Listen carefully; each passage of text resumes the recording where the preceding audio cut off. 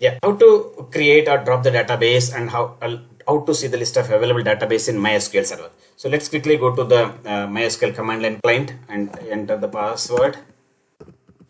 Okay, so this is the window where you will be doing that.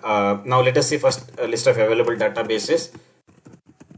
Okay, so let's enter. So you can see total 8 databases are there. Okay, so now let's create a database. Create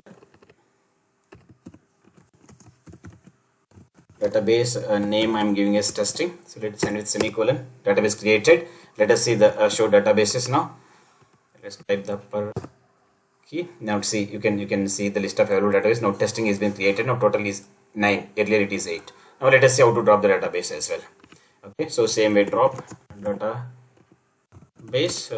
testing and then semicolon, enter it. So now let's come again check for them show databases. You can see totally 8 only there. So that's how you can check this.